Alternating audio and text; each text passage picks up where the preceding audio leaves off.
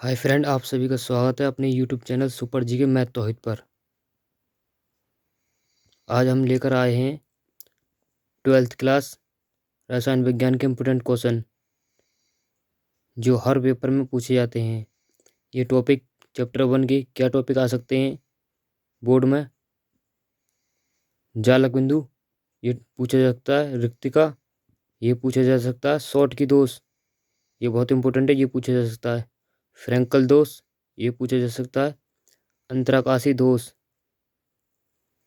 सरल घनीय एकक कोष्टिका जिसे एससीसी भी कहते हैं, अंतरः केंद्रित एकक कोष्टिका जिसे बीसीसी कहते हैं, फलक केंद्रित एकक कोष्टिका इसे एफसीसी कहते हैं। इनकी संकुलन क्षमता की गणना ज्ञात करने के लिए आती हैं। यदि बोर्ड के पेपर में आते हैं ये क्वेश्चन ये बहुत इंपॉर्टेंट है। सीसीपी जालक की संकुलन क्षमता की गणना कीजिए। सीसीपी जालक की संकुलन क्षमता एचसीपी जालक बिंदु से किस प्रकार भिन्न है? ये आपको मॉडल में देखने को मिल जाएगा, उससे वहाँ से तैयार कर लेना। और इसके बहुविकल्प आते हैं, इसमें बहुविकल्प एक क्वेश्चन आता है 100% से याद कर लेना। चैप्टर 2 से क्या इंपॉर्टेंट क्वेश्चन है जो हर बार बोर्ड में आते हैं?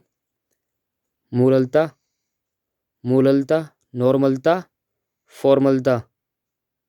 ये इसके जो आपस में होता है इसका संबंध भी आ सकता है बोर्ड में।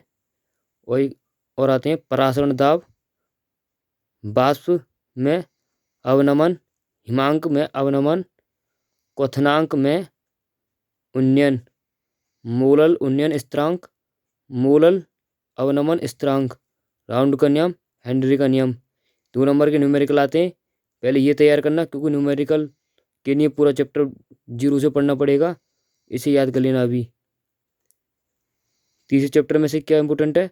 कोलराउस का नियम बहुत इंपॉर्टेंट है, ये हर और पेपर में पूछा जाता है। इलेक्ट्रोड विभव, नेस्लेट समीकरण, और 2 नंबर में इसका भी न्यूमेरिकल आता है। ये बहुत इंपॉर्टेंट है, न्यूमेरिकल आता है। न्यूमेरिकल अभी देखना नहीं है, यदि तुमने शुरू से चैप्टर पढ़ रखे हैं 0 से तो न्यूमेरिकल की तैयारी कर सकते हैं। फॉरन न्यूमेरिकल अभी नहीं देखें, पहले थ्योरी कंप्लीट करें। बहुविकल्पिक के लिए कौन कौन से चैप्टर पढ़ने? चैप्टर पहला ठोस अवस्था, यानी कि मैंने ऊपर बता दिया, ये विकल्प आते हैं इसके।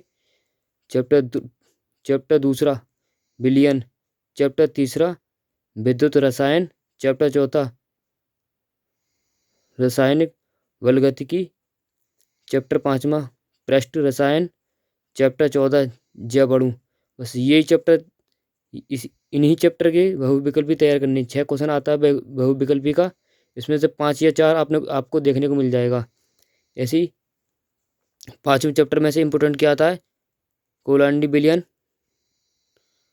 कोलांड क्रिस्टलाभ, अधिशोषण, समांग उत्प्रेरण तथा विषमांगी उत्प्रेरण, सुप्रेरण और प्रेरित सुप्रेरण, द्रव स्नेही कोलाइड और द्रव विरोधी कोलाइड।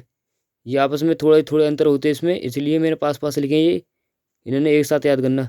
रच्छी कोलाइड या रक्षित कोलाइड, रच्छी कोलाइड या रक्षित कोलाइड एक ही चीज़ है। ये नाम से ही पूछ सकता है और ये से भी।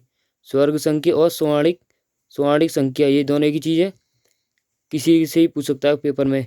उत्प्रेरक वर्धक और उत्प्रेरक विष, ये दोनों आपस में थोड़े थोड़े भिन्न होते हैं, ये इसलिए जल्दी याद हो जाएंगे। मैंने आपस में लिखे सॉल और जेल, ये क्वेश्चन आ सकता है।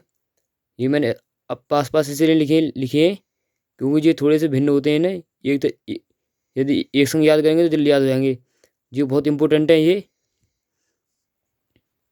स्कंदन, ये बहुत पूछा जाता है पेपर में। स्कंदन, ऋणात्मक उत्प्रेरण, ब्राउनी गति, ये बहुत इंपॉर्टेंट है जो आते हैं। टिंडल प्रभाव,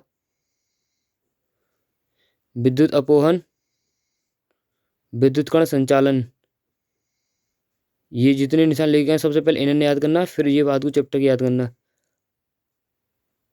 हर्जी सुलजे नियम, ये भी इंपॉर्टेंट है, ये भी आता है। जो 14 चैप्टर के जैव अणु, इसमें क्या क्वेश्चन, ये तो बहुविकल्प आएगा इसमें। इसमें से और क्या क्वेश्चन आ सकते हैं?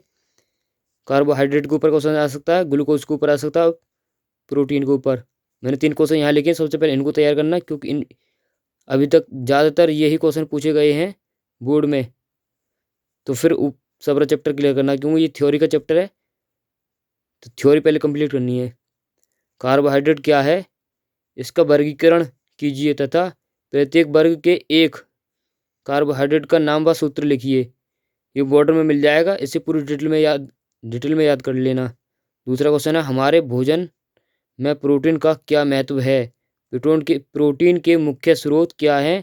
प्रोटीन की प्रथम, द्वितीय, तृतीय संरचना के विषय में आप क्या समझते हैं? ये संरचना भी बनाने को आती है, द्वितीय और तृतीय, चतुर्थ भी होती है, वो मॉडल मिल जाएगी, पर ये ज़्यादा इम्पोर्टेंट है।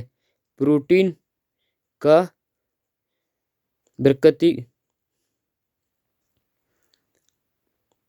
बृहत्तीकरण, ये बहुत इंपॉर्टेंट है, ये क्वेश्चन बहुत आता है।